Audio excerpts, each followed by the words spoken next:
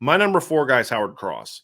Now, Howard Cross falls in the category of rotation player to really, good starter, not a difference maker. But I think that position is very important in this defense. And one thing I don't think we have ever given enough credit to is the important role that Kurt Hinish played the last couple seasons. Now, he was never a high volume playmaker. He was never a difference maker. He was never like this super disruptive guy, but he was really steady right up the middle.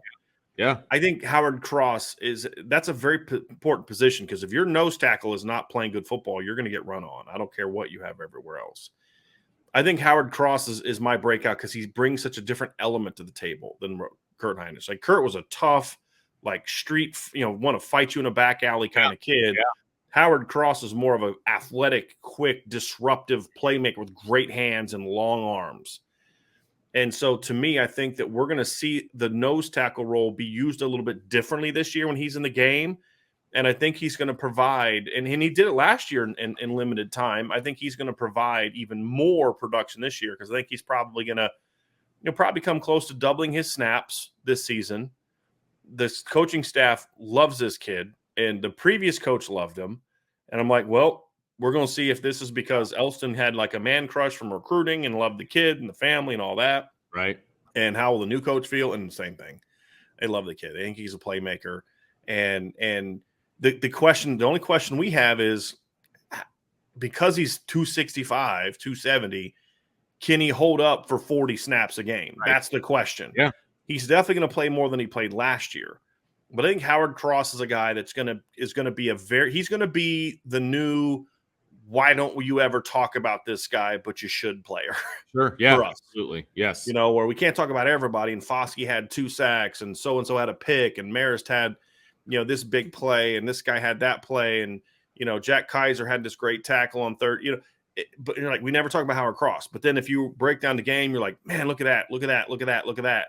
And he's just that glue guy. Right. And I think that's important. But I think the fact that he's going to provide more disruptive production, in my opinion, my prediction, is why he's on this list. Okay. So he's going to see a big jump he's going to go from backup rotation guy to starter, in my opinion. Right. He's going to go from, 15 to 18 snaps on average a game to at least 30 to 35 a game. And I think his production is going to see a big jump. And I think that production is going to be something, Vince, that this defense really is going to benefit from. In when you look at his numbers last year, like, I was surprised at the end of the year when I saw Howard Cross's numbers. Right. Because I'm like, I don't remember him making, I think I have a pretty good memory. I think I can recall, like, oh yeah, this play on this situation, and I honestly cannot remember a single tackle for loss or sack that Howard Cross had last year. But he had 4.5 tackles for loss and 3 sacks. And it's like, why? Because he is. He's not flashy, he's not sexy, and he played 330 snaps last year. So it's like, and a lot of those snaps came during that period when Kurt Hinish was injured. Right. And so he got a lot more snaps during that period of time. So he played like 36 early, 32, 43, 54, 35, and he was okay at the beginning of the season.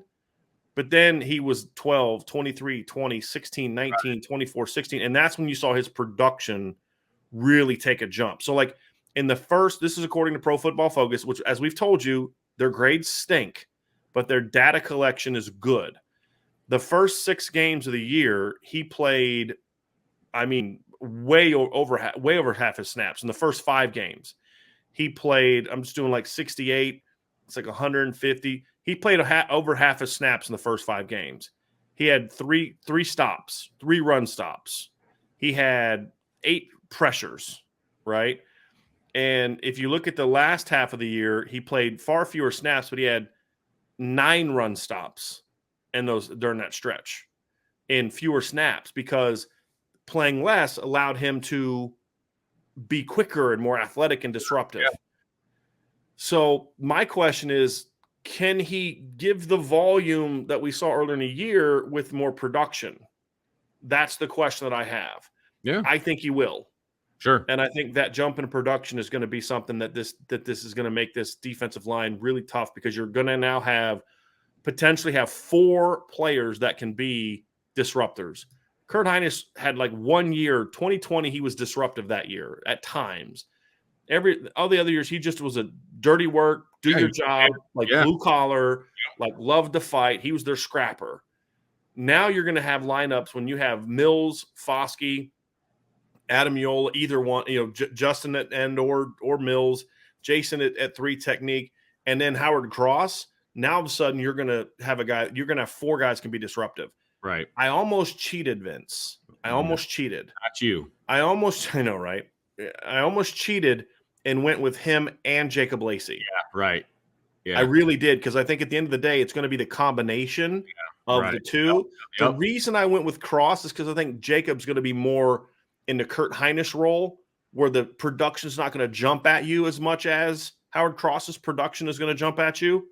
But I think their unique combination of styles is why that duo, I think, is going to be really good at nose tackle this year. Well, I think Cross is going to have the more sexy, flashy plays and numbers, but that duo as a whole. So I'm kind of cheating, but I didn't. I went with Howard Cross, but I think at the end of the year, if we're talking about it wasn't Howard, it wasn't Jacob, it was the two of them together made that nose tackle position really good. Well, it's funny you say that, because you basically took the reason that I left Cross off of my list, because I almost interchanged Cross with Lacey at this point, and I couldn't pick between the two of them, so I left them both off, but they both made my honorable mention list because of everything you just said. Like, they don't strike me as they're going to be super important to what this defense needs to do, because where do you need to be the best? You need to be the best up the middle. Like that's where they need to be really good, but I just didn't see either, because I couldn't differentiate the two.